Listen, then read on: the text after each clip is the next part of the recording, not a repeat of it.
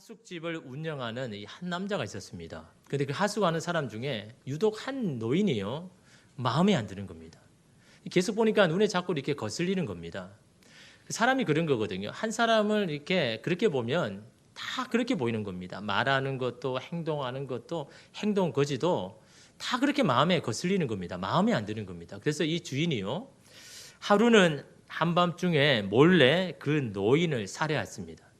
그래서 살해해가지고는 그 거실 바닥을 뜯어내고 그 거실 바닥에 숨겨둔 거죠. 그 다음날 이 이웃 사람이 경찰에 신고를 했습니다. 비명 소리가 들렸다. 분명히 이 집에서 사람이 너무너무 비명하는 그 소리가 들렸다라고 이렇게 신고를 하니까 이 경찰이 그 신고를 듣고 이제 이 집에 찾아온 겁니다. 이런 신고가 들어왔다. 그러니까 이 주인이요, 너무 태연한 겁니다. 너무 여유가 있으니까 뭐 이게 경찰 보고 알아서 한번 찾아보라고 이렇게 하는 겁니다. 그래서 경찰이 그 하숙집을 다 이렇게 살펴봐도 뭐 별일 없는 겁니다. 그래서 그냥 갔는데 문제는 그날 저녁부터입니다. 마루에서 울리는 이 커다란 심장 소리가 쉼없이 들리기 시작하는 겁니다. 잘못 들었나 싶었지만 잠잘 때도 들리고 밥 먹을 때도 심지어 외출할 때도 그 마루에서 울리는 그 심장 소리가 너무너무 크게 들리는 겁니다. 그 소리가 멈추지 않는 겁니다. 결국 귀에서 떠나지 않는 이 심장 소리 때문에요, 이 신경쇠약이 걸려서 이 주인은 경찰을 찾아서 자수를 한 겁니다. 제가 그 사람을 살해했고 그 사람을 그 마루 바닥에 숨겼습니다. 그리고는 이렇게 이야기하는 겁니다. 노인의 심장이 아직도 뛰고 있습니다. 얼마나 마음이 힘들었을까, 마음이 두려웠을까. 그 경찰에게 아직도 노인의 심장이 뛰고 있습니다라고 그렇게 이야기하는 겁니다. 교도소에서 그는 깨달았습니다. 그 소리는 죽은 노인의 아니라 바로 자신의 심장의 고동이었다는 것을. 미국의 소설가 에드거 앨런 포가 고자질하는 심장이라는 단편 소설에 나오는 그런 내용입니다. 심장이 여러분 뛰고 있다는 거죠. 양심의 심장이 고동치고 있다는 겁니다. 우리의 인간이 어떤 죄를 지우고 그렇게 해도 여러분 우리가 살아있다면, 우리가 살아있는 인간이라면 내 안에 양심의 고동의 소리는 들리기 마련이다라는 겁니다. 그러나 살아있어도 양심의 소리가 꺼져버린 사람은 살아있어도 산손장갑과 마찬가지라는 겁니다. 우리가 살아있다면 이 양심의 소리는 분명히 우리가 들을 줄 알아야 된다라는 것이 그 소설에서 말하는 이야기 아닙니까?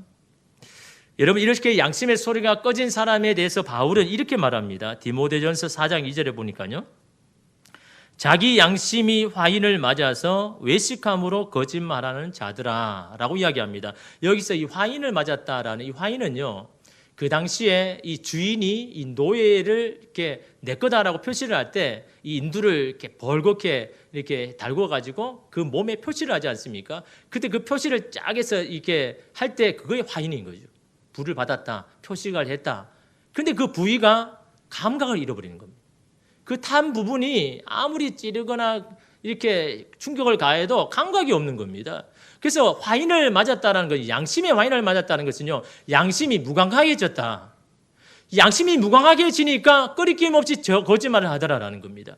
양심이 살아있으면요, 내가 이렇게 거짓말을 하려고 해도 내 양심의 소리가 크게 들려서 하지를 못하는데, 내 양심이 무감각해지면 그렇게 여러분 스스럼 없이 거짓말을 하게 되는 것은 양심의 화인을 맞은 것이다, 양심이 무감각해진 것이다 라고 바울은 그렇게 하는 겁니다. 그렇지 않고서야 어떻게 그럴 수가 있냐라는 거죠. 양심이 살아있다면, 양심의 소리가 고동친다면 그렇게 할 수 없다라는 것이 바울이 말하는 것 아닙니까?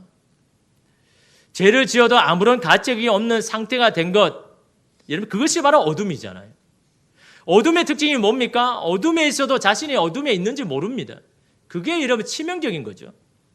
여러분, 그러면 어떻게 자신이 어둠에 있는지 알게 됩니까? 밝은 데로 나와야죠.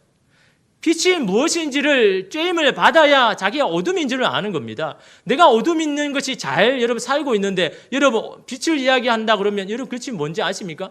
빛을 쬐임을 받고 빛이 어떤 것이라는 것을 경험해 봐야, 아, 빛이 이렇게 좋은 거구나, 내가 있었던 어둠은 이렇게 안 좋은 것이구나 알게 되더라라는 겁니다. 어둠에 있는 자는 빛의 쬐임을 받지 아니하면, 빛의 비추임을 받지 않으면 절대로 그 어둠에서 나올 수가 없는 것이 그 어둠에 있는 사람의 특징이다라는 거죠. 여러분, 세상 사람은요, 어둠 가운데 있지만 정작 자신들은 어둠에 있다고 느끼지 못합니다. 불의와 부정한 것이 일상화되면 그것이 잘못인지도 모릅니다. 자신만 배부르게 되고 자신만 괜찮으면 된다는 것이 일반화되면요, 그렇게 살아도 아무런 끄리낌이 없습니다. 양심의 심장이 꺼져버린 거죠. 그런 사람에게 빛의 쬐임이 필요하다라는 겁니다. 빛이 비추어지면 그들이 화인받은 양심이 깨어난다라는 겁니다. 빛의 영향을 받으면 자신이 얼마나 잘못 살았는지를 알게 되더라라는 거죠. 그러기 위해서는 어떻게 해야 됩니까? 좀 전에 이야기한 것처럼 빛에 있는 사람은 자기 스스로 못 나온다라는 거죠. 그 빛 가운데, 어둠 가운데 나오기 위해서는요, 누군가 빛을 소개해 줘야 되고, 빛을 비추어 줘야 되고, 빛을 알려주어야 거기서 나올 수가 있다라는 겁니다. 그래서 이런 예수님은요, 제자들에게 뭐라고 이야기합니까? 이제 금방 불러가지고 교육도 얼마 안 됐습니다. 그냥 찌질이한 제자들이잖아요. 뭐 제대로 교육도 받지 못했습니다. 제대로 이 제자들이 할 수 있을 것이라고는요, 기대할 수 없는 그 제자들에게 가장 먼저 가르친 게 뭡니까? 오늘 14절 말씀에 너희는 세상의 빛이라. 산 위에 있는 동네가 숨겨지지 못할 것이다. 너희는 세상의 빛이라는 것은 너의 사명은 세상의 빛이 되는 것이다. 사명을 이야기하는 거거든요. 세상의 빛이라는 건 세상을 향하여 비치는 빛을 말하는 겁니다. 세상을 등지는 빛이 아니라 세상을 향하여 세상에 비치는 빛, 이게 네의 사명이다. 다른 어떤 종교처럼 세상을 등지고 세상을 떠나는 것이 아니라 그리스도인은 매일매일 세상 앞에 서야 되고 매일매일 세상 앞에서 싸워야 하는 것이 바로 그리스도인이다라고 말씀을 하고 있는 겁니다. 그런데 그런 이 말씀을 제자들에게 말하고 있는 겁니다. 아직까지 제대로 배우지도 못한, 이제 갓 제자가 된. 여러분, 예수님이 이들이 잘할 것이라고 믿고 그렇게 했겠습니까? 아닙니다. 그럼 왜 여러분 이 제자들에게 너희는 세상의 빛이라고 말할까요? 빛으로 삶이에게는 아직까지 너무 부족한데 아무것도 알 수 없는 이 제자들에게 왜 예수님은 그들을 향하여서 네가 세상의 빛이라고 그렇게 말씀합니까? 왜 우리가 세상의 빛인 이유가 무엇입니까? 우리에게 능력이 있었어요? 그렇게 할 수 있는 여러분 힘이 있어서 우리에게 세상의 빛이라고 이야기합니까? 여러분, 에베소서 5장 8절에 보면요, 너희가 전에는 어둠이더니 이제는 주 안에서 빛이라. 빛의 자녀들처럼 행하라. 누가 빛이라고 이야기합니까? 우리 자체가 빛이라고 말하지 않습니다. 주 안에 있는 너희들이 빛이라고 말씀합니다. 예를 들어서 여러분, 전구가 있습니다. 옛날 백열등 있지 않습니까? 그 백열등 안에 필라멘트가 있잖아요. 전기는 그 필라멘트의 저항을 일으켜가지고 그 필라멘트가 빛을 발하잖아요. 그 안에, 전구 안에 있는 빛이, 필라멘트가 빛을 발하면 어떻게 됩니까? 그 빛이 전구에 가득 채우죠? 그러면 우리가 보기에는 전구가 빛을 발하는 것처럼 보이지 않습니까? 여러분, 전구가 빛을 발합니까? 전구 안에 있는 필라멘트가 빛을 발하는 것이지 전구가 빛을 발하는 게 아닙니다. 전구가 필라멘트를 가지고 있으니까 그 전구가 빛처럼 보이는 것이지, 여러분, 그 안에 필라멘트가 있으니까 전구가 빛을 발하는 것처럼 우리가 빛인 이유도 우리 자체가 빛이 아니다라는 겁니다. 우리 안에 예수 그리스도가 있으니까, 주 안에서 그 빛이 있으니까 여러분 우리가 빛이 되는 겁니다. 그 빛의 영향을 받으니까 우리가 빛처럼 살아가게 되는 것이지 우리가 빛이 아니다라는 겁니다. 여러분, 요한복음 1장 4절에 보면 예수님을 소개할 때 이렇게 말합니다. 그 안에 생명이 있었으니 이 생명은 사람들의 빛이다. 예수님에 대해서 이야기하잖아요. 예수님 안에 생명이 있다고 말합니다. 그 생명을 사람들에게 비추는 빛이라고 말씀하고 있는 겁니다. 예수께서 그 안에 들어가기만 하면 그 안에 모든 어둠을 물려내고 생명 되시는 빛을 비출 때 그 사람은 산 사람이 되는 것, 생명이 넘치는 그 사람이 되는 것이다라고 말씀하고 있지 않습니까? 여러분, 어떻게 하면 그런 빛의 자녀들로 살아갈 수 있을까요? 우리 이미 빛인데, 빛의 자녀인데, 그럼 우리 어떻게 빛을 여러분 향해 살아갈 수 있습니까? 가장 먼저는요, 어둠에서 나와야 됩니다. 어둠에서 나온다는 게 뭡니까? 어둠의 옷을 벗는 것을 말하고 어둠의 행실들을 버리는 것을 이야기하죠. 로마서 13장 12절에 보면요, 밤이 깊고 낮이 가까웠으니 때가 됐다라는 겁니다. 그러므로 우리가 어둠의 일을 벗고 빛의 갑옷을 입자. 우리가 새로운 인생을 살기 위해서 먼저 벗어지는 게 있어야 된다는 거죠. 벗어 던지고 난 다음에 입어야 되는데 여전히 여러분 옷을 입은 채로 새로운 옷을 입지 못한다는 겁니다. 여러분 생각해 보십시오. 여러분 이미 충분하게 외투를 입었는데 그 위에 새로운 옷을 입는다면 이게 어울립니까? 새로운 옷을 입으려면 지금의 옷을 벗어 던져야죠. 그래야 새로운 옷을 입는 건 아닙니까? 다시 말하면 우리가 빛의 자녀인데 빛의 삶을 살기 위해서는 이전의 것은 벗어 던지는 일이 일어나야 되고 또 새로운 일을 입는 일이 일어나야 된다는 겁니다. 이게 뭐냐라는 거죠. 이전에 있던 것을 벗어던지고 새로운 것을 잇는 이것을 뭐라고 이야기합니까? 한 가지의 단어로 변화잖아요. 변화가 있어야 된다는 겁니다. 내가 예수 그리스도를 믿기 전과 예수 그리스도를 믿은 후에 변화가 있어야 된다는 겁니다. 나의 말투에도, 나의 언행에도, 나의 삶에도, 나의 일을 하는 방식에도 예수를 믿기 전과 예수를 믿긴 후에 그런 여러분 달라진 이게 여러분 벗고 있는 거잖아요. 근데 여전히 여러분 예수를 믿어도 여전히 내 삶이나 사고방식이나 가치관이나 여러분 하는 모든 일을 처리하는 것도 똑같이 같다면요. 우리가 이미 빛의 자녀임에도 빛의 삶을 살 수가 없는 겁니다. 여러분 변화된 삶의 이야기가 있어야 된다는 겁니다. 여러분 이야기에 힘이 있잖아요. 삶으로 살아 만들어낸 이야기가 여러분 힘이 있는 겁니다. 아무리 사람들이 말해도요. 여러분이 삶으로 살아낸 게 그 여러분 책에 나온 것보다 사람들이 이야기하는 것보다 더 힘이 있습니다. 왜요? 내가 만들어낸 거니까. 여러분 성경에는요. 온통 그런 이야기입니다. 어둠에서 빛이 된 이야기들이 넘쳐 흐릅니다. 그런 이야기들이 사람들에게 감동을 주고 도전을 주는 겁니다. 내가 이렇게 살아왔는데 내가 예전에 하나님을 모를 때는 이렇게 살았는데 하나님을 믿고 하나님을 내가 구주로 믿고부터는 내가 이렇게 삶이 달라졌다는 그런 삶의 성경의 이야기들이 우리에게 도전이 되고 힘이 되는 건 아닙니까? 그래서 우리가 그렇게 살아가려고 이런 하는 것 아닙니까? 그런 이야기들이 우리 가운데 있어야 우리가 빛의 자녀의 삶을 살 수가 있는 겁니다. 여러분 우리의 삶을 지치게 하는 것은요. 사람도 환경도 아닙니다. 내 삶의 변화를 이루어내지 못한 이 변화된 이야기가 없기 때문에 우리가 여러분 힘드는 겁니다. 여러분 삶에 변화된 이야기가 있는 사람을 보십시오. 열정이 여러분 식습니까? 아닙니다. 내가 내 삶으로 만들어낸 변화가 있기 때문에 그 여러분 이야기 때문에 여러분 날마다 삶이 내 사람이요 새로워지는 겁니다. 여러분 예전 교회에요 70이 넘은 한 집사님 여자분이 계셨는데요. 빼짝 말랐습니다. 보기 너무 볼품이 없습니다. 야, 뭐 저런 사람이 뭘 할 수 있겠느냐. 근데 이분이요. 이 전도할 때마다 이렇게 나오는데요. 빠짐없이 나오는데 여러분 이분이요. 그 교회 전도왕입니다. 1년에 10명 이상씩 막 전도를 해냅니다. 대단하잖아요. 그죠? 우리는 한 명도 제대로 못하는데. 근데 여러분 그분이 보기에는요. 겉모습만 보면 야, 저 사람 보고 누가 교회에 오겠냐. 근데 여러분 이분이요. 잘하는 비결을 보니까요. 뭐냐 하니까요. 그에게는 다른 게 있는 게 아니라 변화된 이야기들이 많다라는 거예요. 다르게 말하면 간증이잖아요. 내가 예수 믿기 전에 내가 이렇게 살았는데 야 내가 예수 믿어보니까 야 내가 이렇게 달라져서 그 이야기를 전해주니까 여러분 그게 나의 이야기잖아요. 그러니까 그게 힘이 있는 겁니다. 확신이 있는 겁니다. 확신을 가지고 전해주니까 여러분 믿지 않는 사람도 그냥 호가는 겁니다. 야 정말 그래? 너무 확신같이 일하니까. 그런 이야기가 한두 가지가 아니라 자기 인생에 그게 너무 많으니까 막 그걸 막 이야기하는데 그 이야기를 듣고 여러분 실제로 여러분 따라오더라라는 겁니다. 이야기가 여러분 힘이 있는 겁니다. 여러분이 살아낸 여러분 그런 이야기가 있습니까? 여러분이 지금까지 신앙생활 해왔는데 내 삶을 정말 드러내고 말해줄 수 있는 그 삶의 변화에 대한 이야기가 있습니까? 그 이야기가 있는 사람은요 세상 앞에 당당할 수가 있는 겁니다. 그런 여러분 삶에 여러분 이야기가 있을 때 여러분 우리가 빛의 여러분 삶으로 여러분 살아갈 수가 여러분 있다라는 거죠. 여러분 또 한 가지는요. 오늘 말씀을 보면 그런 빛의 자녀들은요 세상에 오픈될 수밖에 없다는 거죠. 여러분 14절을 계속해 보면요. 산 위에 있는 동네가 숨겨지지 못할 것이다. 갑자기 여러분 너희는 세상의 빛이다라고 말하면서 갑자기 산 위에 있는 동네가 숨겨지지 못할 것이다. 예수님 왜 이렇게 말씀하실까요?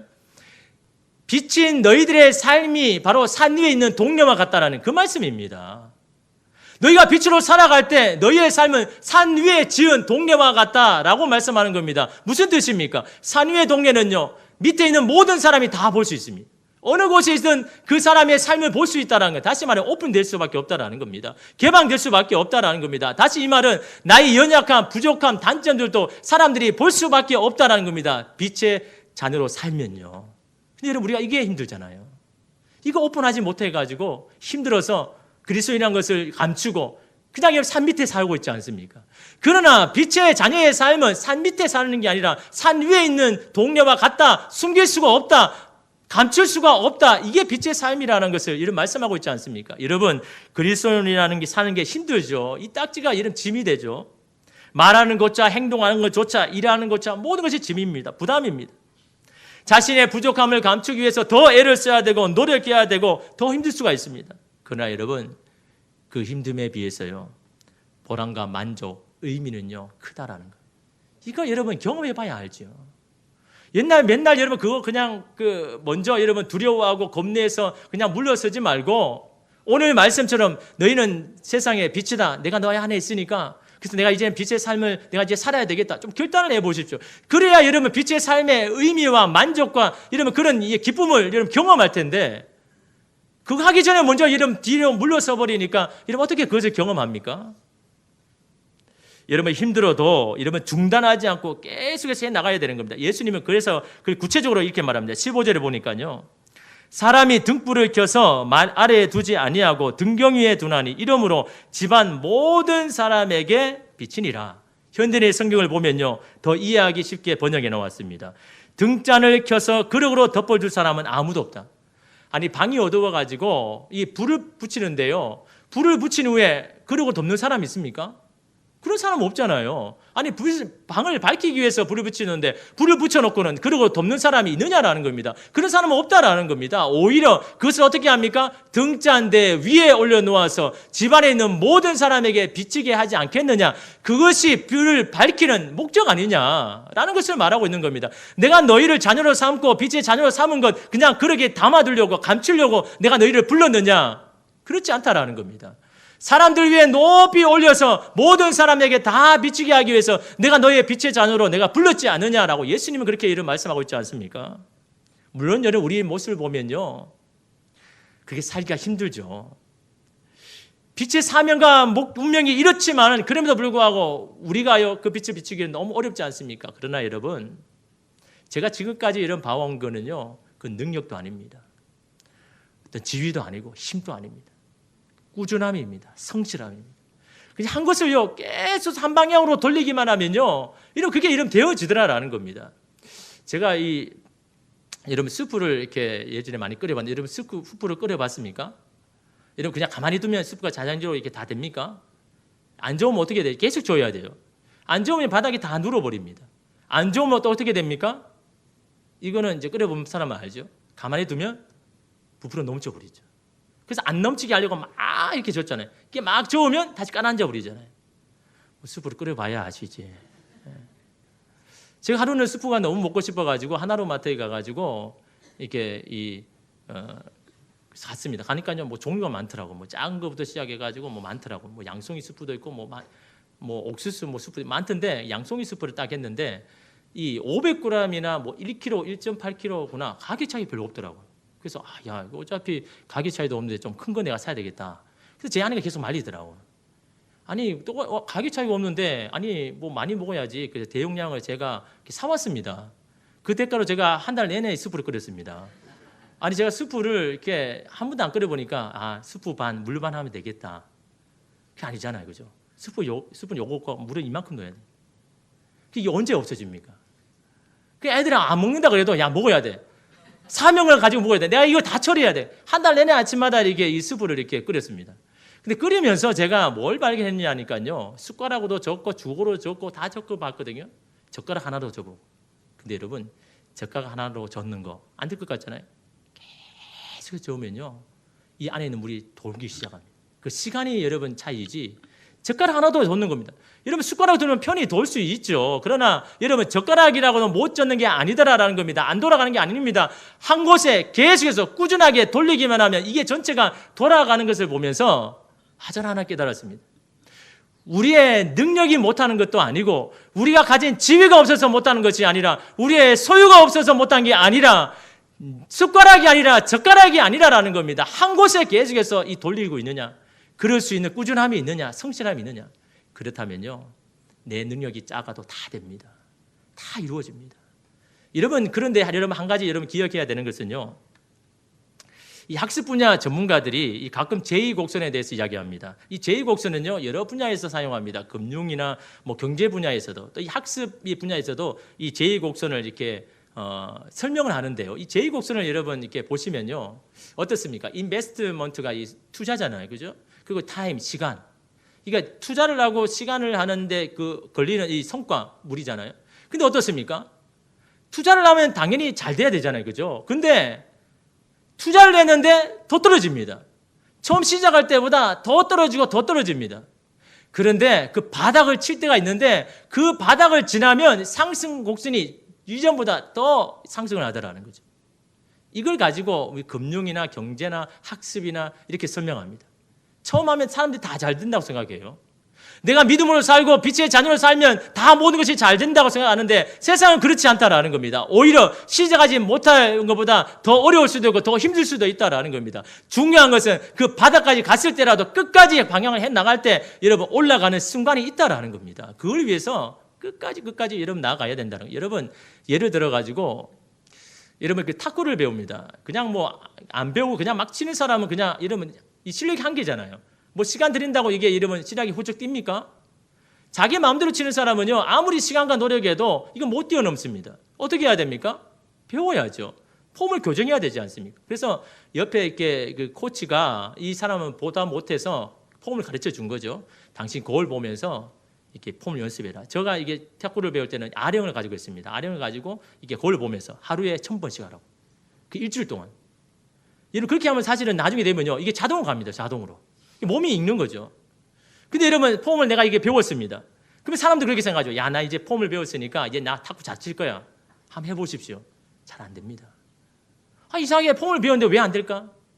이 폼이 여러분 내 삶에 적용이 되고 습관이 되고 이게 될 때까지 시간이 필요한 겁니다. 그때는요 그냥 헛방을 치기도 하고 잘못 치기도 합니다. 그러나 꾸준하게 계속 하다 보면 이 몸 폼이요 결국요 이전보다 여러분 실력을 월등하게 만드는 거 여러분 다 경험해 보셨지 않습니까? 마찬가지입니다. 내가 어떤 것을 시간을 투자하고 뭘 해도요 잘 안 될 수 있다는 거 여러분 기억하셔야 되는 겁니다. 내가 빛의 자녀로 살았는데 더 내 삶이 힘들어지고 사람의 공격이 많다는 거 그걸 인정해야 되는 겁니다. 그럼에도 불구하고 꾸준히 성실하게 계속 하다 보면요 여러분 이게 바뀌기 시작하는 거예요. 분위기가 바뀌기 시작하더라라는 거죠. 여러분 우리가 빛의 자녀로 여러분 살아가는 것 여러분 힘들죠. 그러나 여러분 베드로가 이런 그런 사람이거든요. 베드로가 처음에 어떻게 했습니까? 막 열정적으로 막 믿음으로 도전했잖아요. 그냥 물속에도 막 걸어달라 그러고 그러다가 어떻게 했습니까? 물속에 막 빠져버리잖아요. 그때 제자들이 얼마나 웃었을까요? 야, 저 봐 저렇게 하다가 저 빠진 그 꼬라지 봐. 막 아마 이 제자 옆에 있는 제자들이 막 부끄러웠을 겁니다. 근데 여러분 베드로는 어떻습니까? 베드로는 좀 다혈질적이게 이 포기를 잘 안 합니다. 또 하나님 앞에 믿음을 돈자고 예수님 앞에 충성으로 계속합니다. 나중에 어디까지 떨어집니까? 예수님이 베드로를 향해 야 너 그래도 너 나 3번 부인하는 그런 이 패역한 제자가 될 거야. 그때까지 내려갔잖아요. 그럼도 부심하고 여러분 베드로는 부르심 앞에 계속해서 나아갈 때 결국 여러분 베드로를 하나님께서 예루살렘 교회의 최고의 지도자로 여러분 세웠지 않습니까? 꾸준함인 겁니다. 성실함인 겁니다. 내가 빛으로 자녀로 사는 거 어렵죠. 힘들죠. 그러나 내 나름대로 내가 여러분 숟가락이면 숟가락 내가 젓가락이면 젓가락 내가 주신 만큼만 여러분 꾸준하게 성실하게 해 나가면요. 여러분 하나님께서 여러분 역사하시는 건 아닙니까? 마지막으로 여러분 빛의 자녀로 살기 위해서는 목적을 분명히 알아야 됩니다. 이렇게 힘겹게 믿음의 삶을 살아야 하는 목적이 분명해야 당당할 수가 있습니다. 여러분 16절의 말씀 우리 함께 읽겠습니다. 이같이 너희 빛이 사람 앞에 비치게 하여 그들로 너희 착한 행실을 보고 하늘에 이같이 너희 빛이 사람 앞에 비치게 하여 비치게 하다라는 이게 현재 진행입니다. 계속해서 되는 거예요. 한 번을 끝내는 게 아니라 내가 숨이 붙어있는 한 계속해서 세상 가운데 비치게 하여 그들이 뭡니까? 어둠에 있는 자들이 너희의 착한 행실을 보고 하늘에 계신 너희 아버지께 영광을 돌리게 하나님 살아계시는구나. 하나님 앞에 돌아오게 하는 거예요. 이게 이런 우리가 빛에 살아야 하는 사명이고 목적이라는 거죠. 우리가 힘겹게 믿음으로 삶을 사는 것 다른 목적이 있는 게 아닙니다. 나를 통해서 잃어버린 자들이 주님 앞에 돌아오는 것 이것이 우리의 삶의 이런 목적이 아닙니까? 여러분을 통해서 한 사람이 여러분 돌아왔다 생각해 보십시오. 하늘에 계신 하나님이 얼마나 기뻐하실까? 너무너무 대견할 거 아닙니까? 여러분 다른 것으로 하나님이 기뻐하시는 것이 아닙니다. 여러분의 삶을 통해서 여러분 잃어버린 자들이 하나님 모르는 자들이 주님 앞에 돌아오는 것. 여러분 고린도후서 4장 2절을요 3번 성경에 보면 이렇게 말합니다. 우리는 부끄러워서 드러내지 못할 일을 배격하였습니다. 부끄러워서 드러내지 못한다는 게 뭡니까? 내가 그리스도인이라는 것을 내가 세상 앞에 알리지 않는 것. 너무 부끄러워서. 그것을 뭐합니까? 우리는 배격한다. 그래서 벌써 던진다는 거죠. 다시 말하면 우리는 그리스도인이라고 말한다는 겁니다. 우리는 간교하게 행하지도 않고 세상 사람처럼 머리를 굴려가지고 간교하게 행하지 않고 하나님의 말씀을 또 왜곡하지도 않습니다. 왜곡한다는 게 뭡니까? 내 편한 대로 내가 자의적으로 해석해가지고 그냥 타협하는 것. 우리는 하나님의 말씀 그대로 살기를 몸부림치고 그렇게 살겠습니다 라는 거 아닙니까? 우리는 진리를 환히 드러냄으로써 하나님 앞에서 모든 사람의 양심에 우리 자신을 떳떳하게 내세웁니다. 떳떳하게 내세운다는 게 뭡니까? 당당하게 쓴다는 거예요. 저는 이 말씀을 읽으면서 그리스도인의 당당함이 어디서 오는가? 그리스도인의 당당함이 세상 앞에 어디서 오는가? 세상에 집이 5채, 6채 있어도 당당한 게 아니라 내 통장에 현금가 100억 있어야 당당한 게 아니라 내가 그리스도인이라는 것. 그리스도인의 삶을 살아내는 것. 그런 하나님의 방식으로 선택하며 나아가는 것. 이것이 이 세상 앞에서 당당할 수 있는 이유가 아닌가. 여러분, 한 분이 계셨습니다. 아이를 가지자 오랫동안 다녔던 직장을 그만두고요. 아이 양육을 위해서 이렇게 직장을 그만뒀는데 아이가 좀 많이 자랐습니다. 그래서 이제는 직장을 좀 나가야 돼서 직장을 나가려 하는데 여러분 10년이나 떠난 직장이 있잖아요. 두려움이 있는 겁니다. 내가 과연 잘 해낼 수 있을까? 내가 이 직장에 가서 내가 그리스도인으로서 잘 해낼 수 있을까? 그리스도인으로 부끄럽지 않게 내가 잘 할 수 있을까? 이를 위해서요, 직장 구하기 전에 기도했습니다. 직장 구해가지고 뭐 안 되면 막 기도한 게 아니라 여러분, 그 이름 첫 시작부터 다르잖아요. 직장 구하기 전에 먼저 기도하는 겁니다. 직장을 위해서 기도하는 것이 아니라 직장 안에서 나의 삶을 위해서. 하나님 분명히 나를 위해서 직장을 주실 것인데 그 직장에서 내가 어떻게 살아야 할지 하나님 내가 부끄럽지 않는 그리스도로 살 수 있도록 주님 나를 준비시켜 주십시오. 내 안에 두려움, 이거 부족함 때문에 그게 걸림돌이 되지 아니하도록 주님 나를 지켜주십시오. 그걸 위해서 이렇게 기도한 겁니다. 근데 하나님께서 이 직장을 이렇게 주셨는데, 예기치 않게 그 직장을 주셨는데, 거기서 갔는데, 여러분, 뭐 10년 지나 보니까 다 다르잖아요. 다른데 뭘 먼저 깨달았냐니까 사람들이 이렇게 달라졌다. 예전에는 이 정도는 아니었거든요. 와보니까요, 막 엉망입니다. 그 엉망이라는 게 뭐냐니까요. 뭐 사람을 속이는 것, 위에 상사를 속이는 거는요, 그냥 흔합니다. 그 사람이 없으면 그냥 가져가 버리는 건 당연하게 생각합니다. 그리고 뭐라고 또 싸게 이야기하니까 내가 여기에서 내가 열심히 일했는데 이거조차 내가 못 가져가냐? 말하지 않고 가져가는 거는 다 여러분 이게 잘못된 거잖아요. 당연하게 여기는 겁니다. 그 앞에 내가 여기서 내가 어떻게 잘 해낼 수 있을까? 그래서 그 사람은 그런 겁니다. 나는 그리스도인이고 교회를 다니기 때문에 저는 그렇게 하지 않겠습니다. 저는 누가 보다 안 하든 나는 정직하게 돈을 지불하고 나는 가져가겠습니다. 그러니까 여러분 비크리스찬 동료들이 그러는 겁니다. 처음에는 그랬대요. 위선자 같고 자기만 잘하냐고 자기만 정직하냐고. 그러니까 어떻게 합니까? 뭐 그렇게까지 살 필요 없어. 그냥 다 그렇게 하는데 한번 해봐.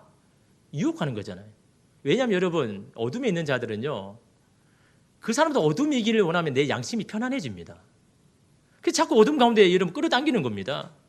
그리고 빛으로 사는 사람을요 자꾸 끌어당기는 게 왜? 내가 편하기 위해서. 여러분 그 사람이 그렇게 살면요, 내 어둠에 있는 사람은요 불편하거든요. 마음이 불편합니다. 그래서 계속해서 그 사람을 여러분 끌어들이는 거죠. 계속해서 유혹하는 겁니다. 그렇게 살 필요 없어. 안 보는데 어때? 그래도 그 사람 앞에 하나님 앞에 선포해 저는 그리스도인에게 그렇게 하지 않겠습니다. 여러분 그렇게 하나님 앞에 이 사람 앞에요 그렇게 선포하니까요 힘들죠. 말하는 것도 행동하는 것도 일하는 것도 다 눈치를 봐야 되고 이런 얼마나 힘듭니까? 말하는 것조차 이런 게 이게 쉬운 게 아니잖아요. 그리스도인 사는 게 이러면 쉬운 게 아닌 게 이러면 다 아시잖아요. 그럼에도 불구하고요. 그래서 매일 저녁마다 기도할 수밖에 없는 겁니다. 기도 안 하고는 이 마음을 지켜낼 수가 없는 겁니다. 하나님, 내가 이 마음을 지키게 하여 주시옵소서. 하나님, 이 마음이 흔들리게 하여 주시옵소서. 저녁마다 기도할 수밖에 없는 겁니다. 여러분 직장생활 하시는 분 저녁에 기도 안 하면요, 여러분 기도해야 여러분 이겨내야죠. 여러분 그 마음 어떻게 이겨냅니까? 기도해야 이러면 그 마음조차 이러면 지켜내는 건 아닙니까? 어떨 때는요, 내가 이렇게 한다고 저들이 바뀌기나 할까? 그런 마음이 들기도 합니다. 근데 언제까지 내가 저들과 이렇게 일을 해야 되는가 너무너무 속상하기도 합니다. 그때마다 하나님 앞에 기도했습니다. 이 믿음이 흔들리지 않도록. 그런데요, 그걸요 1년 내내 계속 하니까요 바뀌지 않던 사람들이요 좀 마음이 열리기 시작합니다. 정직하게 사는 삶에 대한 호기심을 보이기 시작하고 그것을 인정하는 말들을 하기 시작합니다. 그래서 나중에 이런 이야기를 합니다. 처음에는 당신이 너무 미련하게 보이고 고집스러워 보였는데 당신을 보니까 하나님이 진짜 있는 것 같아. 막 그렇게 막 어둠 가운데 막 이렇게 하는 사람들 1년 동안 하나님 바라보고 끊임없이 성실하게 힘든 거 다 겪어내고 그렇게 살아내니까요. 당신 보니까 하나님이 정말 있는 것 같아. 나도 한번 교회 가볼까? 교회 가자고 이야기한 적이 없습니다. 전도한 적도 없습니다. 그냥 내가 빛의 자녀로 그리스도인으로 내가 살아내려고 몸부림치다. 그거 내 힘은 안 되니까 하나님 앞에 기도해서 그 힘으로 살아내려고 할 때 이러면 그것이 영향력 아닙니까? 그것이 사람의 마음 가운데 여러분 어둠에 있는 자들이 그런 빛의 모습을 보고 나도 이제 빛으로 가야 될까라는 여러분 도전을 주고 용기를 주는 거, 여러분 그것이 오늘 우리의 그리스도인의 이런 사명 아닙니까? 그런데 여러분 한 가지 더 중요한 거는요. 그렇게 1년을 죽도록 여러분 그렇게 했습니다. 누가 알아주지 않아도. 그런데 하나님께서요. 그 사람을요. 지금 있는 것보다 더 좋은 근무 조건, 더 좋은 조건의 이런 직장으로 그냥 이렇게 이동시켜 주셨어요. 하나님 때가 다 됐으니까. 하나님 사역을 다 했으니까. 여러분 우리가 누구를 의지하고 누구를 바라봐야 됩니까? 하나님이 여러분이 흘린 눈물들 다 알고 있습니다. 여러분 사람에게 받는 오해와 그런 모든 여러분 말들 하나님 다 기억하십니다. 그러나 그것을 참고 이겨내고 빛의 자녀로 그리스도인으로 살아내려고 여러분 몸부림칠 때 여러분 그건 목숨을 내놓고 해야 되는 거잖아요. 그러나 그걸 하나님 다 기억하신다는 거죠. 하나님께서 기억하셔서 그에게 좋은 것으로 이름 갚아주는 건 아닙니까? 이름 하나님께서 여러분 제자를 향해서 너희는 세상의 빛이다. 잘하지 못할 거 알죠. 그럼에도 불구하고 너희가 빛의 자녀라는 거 이거 잊지 말고 내가 너 안에 있을 테니 내가 너를 도와줄 테니 너의 이 사명을 감당해라. 주님은요 오늘 우리에게도 이런 말씀합니다. 이런 우리가 빛의 자녀입니다. 그 빛의 자녀이기 때문에 그렇게 살아가야 되는데 여러분 이런 말들이 있지 않습니까? 독립운동을 못해도 불매운동을 한다. 여러분 우리는 뭘 바뀌어야 됩니까? 전도를 못해도 그리스도인으로는 산다. 여러분 이런 고백은 우리가 좀 선포를 해야죠. 아니 세상에서는 그런 선포를 잘하면서 우리는 왜 그런 선포 안 합니까? 우리 한번 이렇게 한번 선포해 봅시다. 전도는 못해도 그리스도인으로는 산다. 우리 한 번 더 전도는 못해도 그리스도인으로는 산다. 여러분 하나님은 그런 자를 축복하십니다. 그런 자의 여러분 삶을 지켜주십니다. 그런 자의 인생을 하나님 이끄십니다. 그런 하나님 바라볼 때 우리에게 힘이 생기는 건 아닙니까? 나는 잘 못해도 그런 하나님이 여러분과 함께 하시는 줄 믿습니다. 기도하겠습니다. 주님.